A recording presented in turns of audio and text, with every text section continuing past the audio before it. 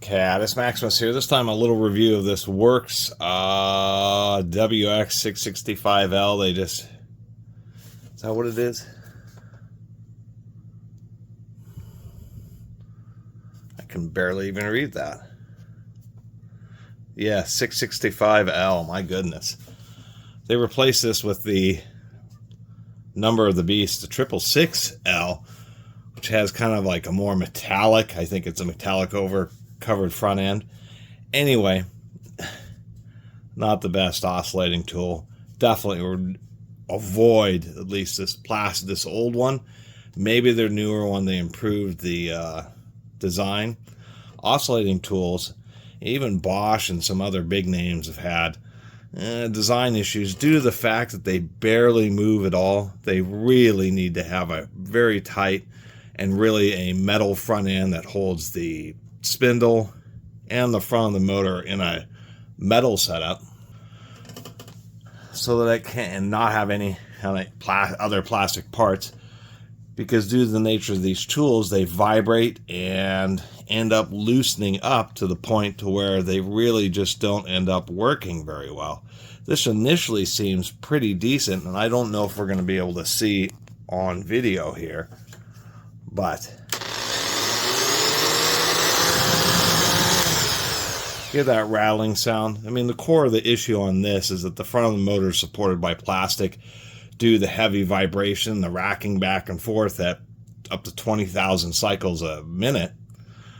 It starts to beat up the plastic webbing that's supporting the front bearing. So what's happening in this is the spindle itself is tight, but the motor's starting to get loose. And so when you actually so it looks fine here, but when you go to actually cut with it,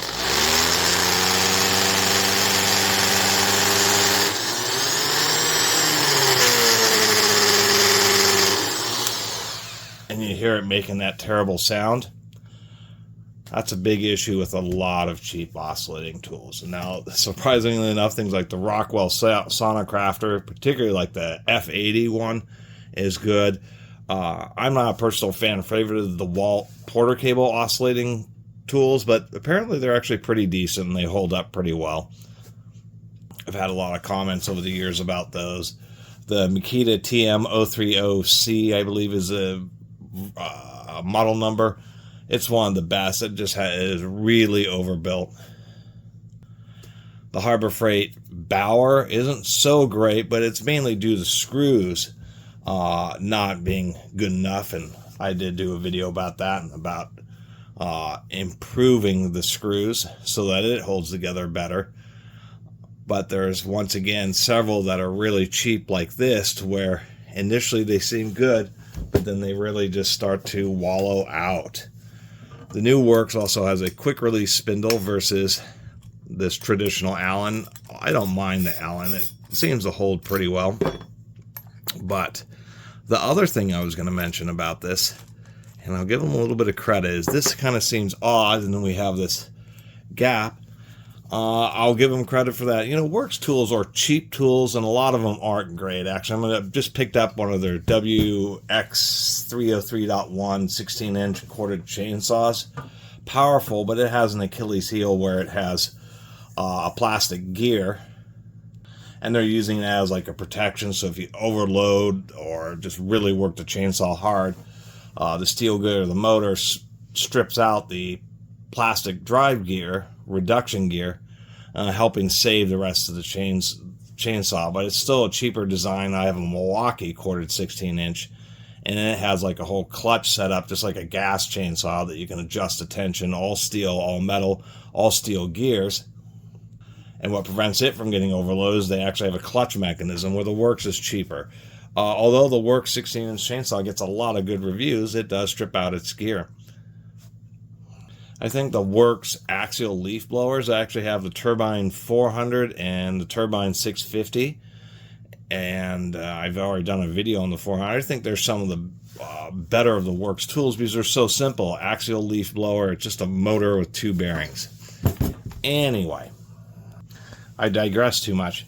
They at least, even though they're cheap tools, they at least do make a stab at doing something. On this, This is supposed to be a shroud. I don't know if there's another accessory that's supposed to kind of assist with the big gap between this, which has a vacuum port. So this is the idea, is that it helps reduce dust. Pretty inconvenient having a hose connected to an oscillating tool. But I thought the way the shroud is, I mean, the dust is several inches away from the intake. And I think it'll only help. I mean, it'll help with some of the airborne dust, but, you know, not a lot. So I thought, you know, it's innovative that they tried integrating a vacuum port on this oscillating tool. But some more thought needed to be put in towards how exactly they were going to really suck up the dust, because the blades tend to be so far away from the working area, and they should have made it more robust in the gearbox department. There we go. Fortunately, all the screws appear to be the same size. And so you can see the crux of the issue here, and the reason it's rattling is the vibration and forces from the fork. I mean, this is a great example of how these tools work. It's just a motor and a little bearing that goes around eccentrically, running the fork back and forth. That is a sleeve upper bearing, which isn't, you know, I don't think that's the worst. Ball bearing lower. And looking at the back of the motor, that is not a sleeve bearing. That's actually needle bearing. I'm not very fond of using needle bearings on motors because of the high speeds, but I suppose they work. Certainly plenty of tools do use, not plenty, but several tools do use needle bearings on the higher speed components. But once again, the issue here is the fact that the plastic just ends up starting to get a little bit mushed, and what's happening here and reducing the performance is the fact that now the motor's shaking and not actually fully delivering all the power to the spindle, because the motor is essentially starting to rack back and forth. So that's why it's important that this bearing and the spindle itself all be held in, you know, like a nice cast aluminum housing, because that's what it takes to really keep it tight and keep one of these oscillating tools actually delivering, you know, the advertised power. And although I've been complaining about Worx being cheap tools, I believe they are better than the basic Black & Decker tools, just not by very much. But they do things like use quite a few rolling element bearings, you know, decent brass brush guides. They actually did put some glue on the motor and a pretty heavy coating of varnish, to tell you the truth. I mean, that's good. This glue here is not to prevent you from repairing the speed control board. It's really just to help tie down the wires and prevent them from fatiguing. There's a little speed control resistor. It's only a 2.5 amp motor or a 300 watt motor, so not a lot of power. The standard is at 3 amps, and some, like the Rockwell Sonographer F80, have a 4.5 amp motor. Pretty stout. It's using a baud standard. This is a rocker switch that you would see on a variety of different electronics. No boot on it. That'll probably be the first failure point, but since it is just, I mean, it's like a surface, it literally is the surface mount or, you know, push-in switch, just because they're so common, that at least if that ever goes out, it's very simple to just buy another one and solder it back on there. So that actually is a hint of repairability there. The problem is the issue associated with this bearing. I mean, the best thing is to fold over a couple layers of aluminum foil, cut it up and fold it over so you have just enough of a strip to kind of set in there. I've mentioned that in a variety of corded drills that have plastic clamshells, where the spindle can rock back and forth on the corded drill due to the same issue, the plastic starting to wallow out. And I've shown how you can use aluminum foil, sometimes folding it over, to shim up the bearing to tighten it up. And that's essentially something that you could do here to restore its performance, and depending on how much you use it, you probably get a few hours to maybe a few dozen hours before you might have to go in there and make just a little bit, replace the aluminum foil, just a little bit thicker of a layer. So it's always actually kind of a shame to go inside a tool like this where you know, say Worx obviously isn't the best, but they actually put in a bit of thought and effort and a lot of rolling bearings. I mean, considering there's 5 points of movement, and 4 of them have rolling bearings. It's just a sleeve on the upper part of the spindle, which is really just fine. But they just didn't take in consideration, or they didn't realize the nature of an oscillating tool, particularly if you're driving in pretty forcefully, will cause this hardened steel bearing to start to wallow out the plastic case. And so regardless of all the other design work in there, it starts to having diminishing performance. This is probably why it was donated. We can see in here our little track. So it does have a vacuum and will help a little bit with airborne dust, but we can see the other issue is as soon as any kind of real particles get in there, little tiny splinters, sawdust, this tiny track, I mean, it's on both sides, so it's probably about that wide, will just easily get clogged. We can see that there's evidence of some of the ribbing inside that track. That's going to act as catches, essentially riffles that will exacerbate dust getting stuck in there.